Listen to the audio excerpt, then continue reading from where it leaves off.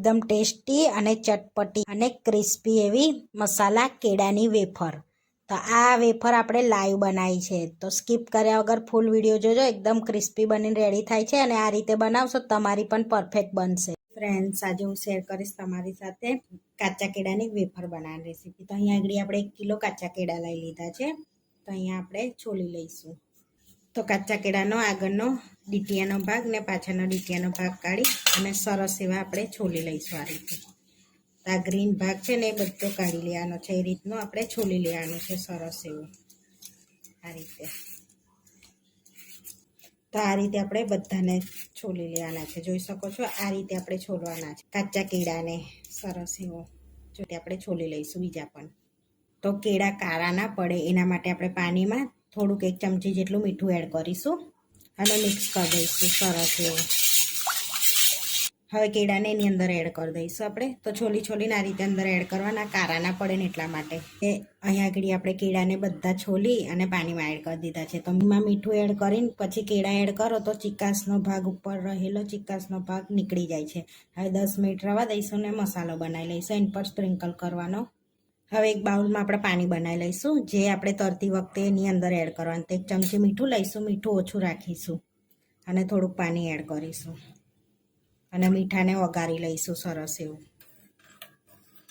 આ રીતે. તો આ રીતે આપણે બધું વઘારી લેવાનું છે મીઠાને.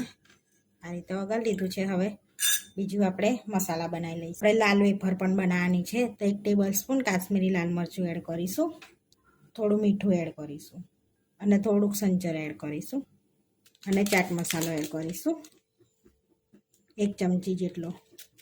હવે આ બધું આપણે મિક્સ કરી દઈશું સરસ એવું. તો આપણે મસાલો રેડી થઈ ગયો છે સરસ એવું. હવે મરીવાળો મસાલો બનાવી લઈશું.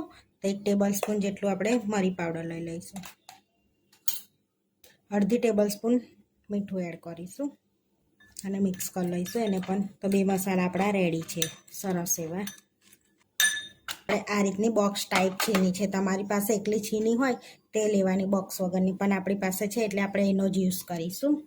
તો આ રીતે આપણે કેળાને લૂસી લઈએ. તો જોઈ શકો છો કકડાઈ લૂસે તો ચિકાસનો ભાગ સહેજે પણ નથી. તેલ ગરમ થઈ ગયું છે તો આપણે આ રીતની છીની રાખી અને આ રીતે અંદર પાડીશું વેફરને. તો લાઈવ વેફર પાડીશું આ રીતે ઘસતા જઈને. તે છીની પર આ રીતે રાખીશું આપણે અને આ રીતે ઘસવાનું છે એને. એટલે અંદર થોડી હવે ગેસને ધીરો કરી દઈશું આપણે અને સરસ પલટાઈશું એને આ રીતે. અને જે મીઠાવાળું પાણી બનાવ્યું છે ને તે એડ કરીશું આપણે એની અંદર 1 ચમચી જેટલું આ રીતે ઉપરથી. અને સરસ ક્રિસ્પી થાય ને ત્યાં સુધી આપણે કરાવવા દઈશું વેફરને. તો આ રીતે જોઈ શકો છો સરસ એવો બબલનો ભાગ ઓછો થઈ ગયો છે. તો હવે આપણે કાઢી લઈશું. તેલ નીકાળી અને પ્લેટમાં લઈ લઈશું આ રીતે. આપણે વેફરની અંદર ગરમમાં જ આપણે લાલવાળું મરચું જે બનાવ્યું છે ને એ થોડુંક સ્પ્રિંકલ કરતું જવાનું છે અને એને સરસ મિક્સ કરી લેવાનું છે આ રીતે. સરસ એવું કોટિંગ કરી લેવાનું છે લાલ મરચાંવાળી પર. તો હવે વચ્ચે કટ કરીને આપણે લાંબી સ્લાઇસમાં પાડીશું આ રીતે. તો આ રીતે ઊભી છીની પકડીશું ને આ રીતે આપણે કેળાને ઘસી લઈશું એટલે ડાયરેક્ટ તેલમાં એ પડશે આ રીતે. તો આ રીતે 2 મિનિટ તરાવા દીધી જ. હવે પલટાવીશું આપણે ને. થોડુંક મીઠાવાળું પાણી એડ કરીશું આ રીતે.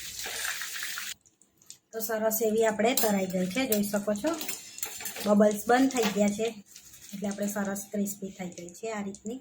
તેલ નીકાળીને હવે પ્લેટમાં લઈ લઈશું આપણે. તો અહીંયા પ્લેટમાં લઈ લઈશું.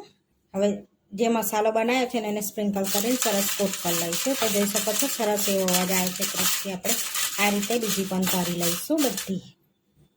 આપણે 2 અલગ રીતની વેફર રેડી થઈ ગઈ છે, જોઈ શકો છો. લાલ મસાલાવાળી અને મરી મસાલાવાળી. હવે આપણે સર્વ કરી લઈશું. તો લાલ મસાલાવાળી લઈ લઈશું આપણે. મરીવાળી લઈ લઈશું.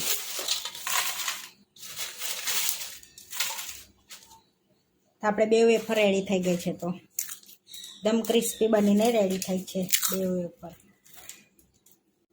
આપણે કેળાની વેફર બનીને રેડી થઈ ગઈ છે. આ વિડીયો જોવા માટે મારી ચેનલને સબસ્ક્રાઈબ કરો, લાઈક કરો અને શેર કરો અને તમે જરૂરથી ટ્રાય કરો. ફરી મળીશું નવા વિડીયોમાં અને કોમેન્ટ કરીને જરૂરથી જણાવજો કે તમને અમારી રેસીપી કેવી લાગી.